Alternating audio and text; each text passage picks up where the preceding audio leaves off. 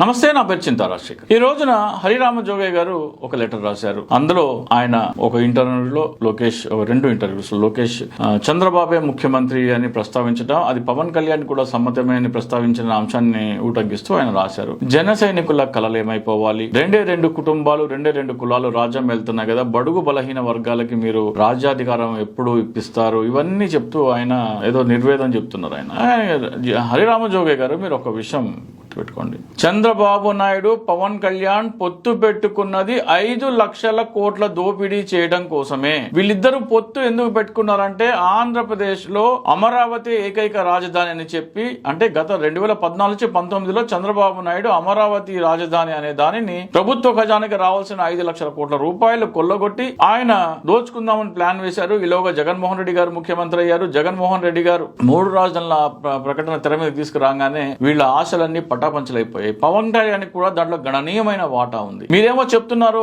పవన్ కళ్యాణ్ ఏదో సచ్చీలుడు అయినట్టు, ఏదో అవినీతి రహితుడు అయినట్టు, ఏదో నిజాయితీ పడినట్టు మీరు ఎవరో కలలు కంటున్నారు. కానీ పవన్ కళ్యాణ్ తన సొంత కార్యకర్తల దగ్గర ఇన్సూరెన్స్ పేరు మీద దోపిడీ చేస్తున్నారు. ఇక్కడ చెప్పాల్సిన నేను విషయం ఏంటంటే, క్లుప్తంగా చెప్తాను. పవన్ కళ్యాణ్ 500 రూపాయలు మీరు క్రియాశీలక సభ్యత్వానికి కడితే నేను 1500 జోడించి మీ ప్రీమియం చెల్లిస్తున్నాను, ఆ 5 లక్షల ప్రమాద బీమాకి అని చెప్పేసి పవన్ కళ్యాణ్ నోట చెప్పకపోయినా గానీ వాళ్ళ కార్యకర్తలందరూ, శివశంకర్ గానీ, లేకపోతే అధికార ప్రతినిధి వివేక్ బాబు గానీ, లేకపోతే చాలా మంది చెప్పారు. ఫేస్బుక్ లో స్థానిక నాయకులు అందరూ చెప్పారు, మీరు కట్టే 500కి పవన్ కళ్యాణ్ 500 రూపాయలు జోడించి ప్రీమియం కడితే మీకు 5 లక్షల ప్రమాద బీమా ప్రీమియం అవుతుంది. కానీ ఇది పచ్చి బూటకం. ఎందుకంటే హరిరామ జోగయ్య గారు పోస్ట్ ఆఫీస్ లో, సమీప పోస్ట్ ఆఫీస్ లో 399 రూపాయలు కడితే, కేవలం 399 రూపాయలు కడితే 10 లక్షల ప్రమాద బీమాతో పాటు చదువుకి, పిల్లల చదువుకి గరిష్టంగా ఇద్దరు పిల్లల వరకు గరిష్టంగా ఒక్కొక్క పిల్లవాడికి 1 లక్ష రూపాయలు చొప్పున చదువుకి ఇస్తారంటే 12 లక్షలు,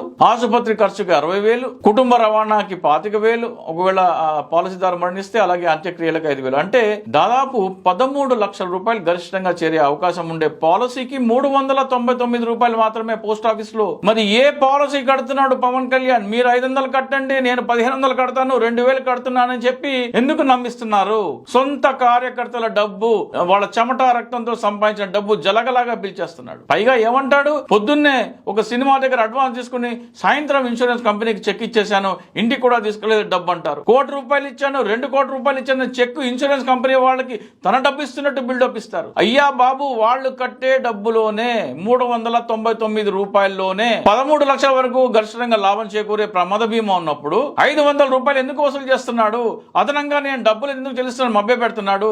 ఇంతకంటే దోపిడీ ఏమన్నా ఉంటుందా? అధికారంలోకి రాని పార్టీ సొంత కార్యకర్తల దగ్గర, నమ్మిన కార్యకర్తల దగ్గర నయవంచన, నమ్మక ద్రోహంతో డబ్బులు దోచుకుంటున్న పవన్ కళ్యాణ్ అవినీతి రహితుడని మీ కళ్ళకి ఎలా కనబడుతున్నాడు? హరిరామ జోగయ్య గారు, సరే పోస్ట్ ఆఫీస్ కి ఎవరైనా పంపించండి. అలాగే బడుగు బలహీన వర్గాలకి అంటే ఈయన అమరావతిలోనే 5 లక్షల కోట్ల రూపాయల దోపిడీ ఎలా చేస్తున్నారో మీకు స్క్రీన్ మీద కనపడుతున్న లింక్ కనుక మీరు టైప్ చేస్తే గూగుల్లో ఆ సమాచారం మీకు వస్తుంది. ఆ సమాచారం చదువుకోండి. తోడు దొంగలు వీళ్ళిద్దరు. భూ ప్రపంచంలోనే గతంలో ఎప్పుడు జరగనంత, రాబోయే 200-300 సంవత్సరాల్లో ఎప్పుడూ జరగనంత దోపిడీకి వీళ్ళిద్దరూ అమరావతిలో స్కెచ్ వేశారు. అది చదువుకోండి దయచేసి. ఆ లింక్ మీరు టైప్ చేసి గూగుల్ క్రోమ్ లో కొడితే అది ఓపెన్ అవుతుంది. ఆ సమాచారం మొత్తం ప్రింట్ చేయించుకుని తెప్పించుకుని చదువుకోండి. చంద్రబాబు నాయుడు, పవన్ కళ్యాణ్ 5 లక్షల కోట్ల దోపిడీకి పన్నాగం వేశారు. వాళ్ళు వస్తే ప్రజలకి సేవ చేయరు, పరిపాలన చేయరు, సంక్షేమ పథకాలన్నీ ఆగిపోతాయి. ముందే చెప్తున్నా నేను. జగన్మోహన్ రెడ్డి గారు ఇన్ని సంక్షేమ పథకాలు ఇచ్చారు కదా, అయినా కానీ అతను ప్రజలు ఓడించారంటే ప్రజలు సంక్షేమ పథకాలను తిరస్కరించారు అని ప్రచారం చేస్తాడు.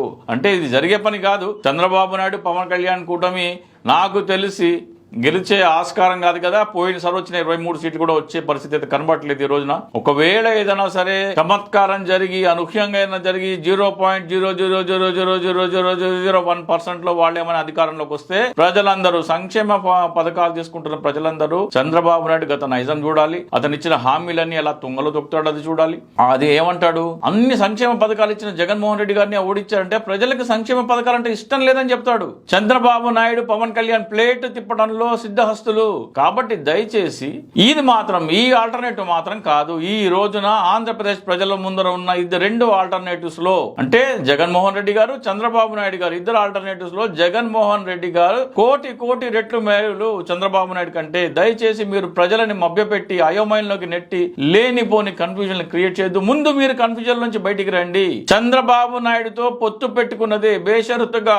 సీఎం పదవి లేకపోయినా, సగం సీట్లు లేకపోయినా, మీరు అన్నట్టు 60 సీట్లు లేకపోయినా, 25 సీట్ల లోబడైనా సరే ఆయన పొత్తు పెట్టుకునేది అమరావతిలో చేయబోయే దోపిడీ గురించి. ఒకసారి స్క్రీన్ మీద మరొకసారి ఆ లింక్ ప్లే చేస్తున్నాను. ఆ లింక్ చూసుకోండి ఒకసారి. మీరు ఆ లింక్ చూసుకొని మీరు దాన్ని చదువుకుంటే మీకు అర్థమైపోతుంది వీళ్ళిద్దరు ఎందుకు పొత్తు పెట్టుకున్నారు. ఆంధ్రప్రదేశ్ ప్రజలందరూ, వైసీపీ కార్యకర్తలందరికీ నేను విజ్ఞప్తి చేస్తున్నాను. ప్రతి ఒక్క కార్యకర్త ఒక 600 రూపాయలు పెట్టుకొని వాళ్ళ ఇంటి ముందర ఈ ఫ్లెక్సీ ప్రింట్ చేసుకుని గోడకి కొట్టేస్తే, మేకులు పెట్టి కొట్టేస్తే చాలు, ప్రజలు చదువుకుంటారు మీ గ్రామంలో. ప్రతి ఒక్క వైసీపీ నాయకుడు, వైసీపీ కార్యకర్త, ఎంపీలు, ఎమ్మెల్యేలు, మినిస్టర్లు, జెడ్పీటీసీలు, ఎంపీటీసీలు, సర్పంచ్లు, వీళ్ళందరూ కార్పొరేట్లు, వీళ్ళందరూ వాళ్ళ నియోజకవర్గాల్లో సెంటర్ల దగ్గర లేకపోతే వాళ్ళ ఇంటి ఎదుట ఈ సమాచారాన్ని డిస్ప్లే చేస్తే జగన్మోహన్ రెడ్డి గారు తలపెట్టిన 175/175 ఖచ్చితంగా సాధ్యం. కార్యకర్తలు కట్టిన దాంట్లో నుంచే మీరు ఫోన్ పే ఓపెన్ చేస్తే దాంట్లో యాక్సిడెంటల్ ఇన్సూరెన్స్ మీకు కేవలం ఇన్సూరెన్స్ అని ఉంటుంది, ఆ చివర యాక్సిడెంట్ అని ఉంటుంది. ఆ యాక్సిడెంట్ ఇన్సూరెన్స్ లో మీరు 249 రూపాయలు కడితేనే 5 లక్షల ప్రమాద బీమా మీ ఫోన్ పేలో అందుబాటులో ఉంది. 500 రూపాయలు వసూలు చేసి నేను 1500 రూపాయలు కడుతున్నానని భ్రమలు ఎందుకు కల్పిస్తున్నాడు? ₹1,00,00,000 చెక్ ఇన్సూరెన్స్ కి ఇస్తున్నాను, 2 కోట్లు చెక్ ఎందుకు ఇస్తున్నానని ఎందుకు మభ్య పెడుతున్నాడు? కార్యకర్తలు చెల్లించే దాంట్లోనే మిగులుతున్నాయి. పైగా ఒకవేళ కార్యకర్త చనిపోతే ఇన్సూరెన్స్ కంపెనీగా కార్యకర్తలకు డబ్బు పంపిస్తే నేను ఇస్తున్నా అని చెప్తున్నాడు. దాదాపు ఈ ఇన్సూరెన్స్ దాదాపు 10 లక్షల మంది చేసుకున్నారు. ఆయన 50 కోట్లు, అంటే 500 × 10 లక్షలు అంటే 50 కోట్ల రూపాయలలో ఇన్సూరెన్స్ కంపెనీకి ఒక 200 రూపాయలు చెల్లించిన కానీ దాదాపు 30 కోట్ల రూపాయలు ఆయనకి మిగిలింది. ఆ 30 కోట్ల రూపాయలతోనే రైతులకు పంచుతా ఏం చెప్తున్నాడు? నా కష్టార్జితం పంచుతున్నాడు. ఇంత నయవంచకుడు, ఇంతటి నమ్మక ద్రోహి మీకు అమాయకుడిగా ఎలా కనపడుతున్నాడు హరిరామ జోగయ్య గారు? కళ్ళు తెరవండి, దయచేసి కళ్ళు తెరవండి, వాస్తవాలు గ్రహించండి. జై హింద్.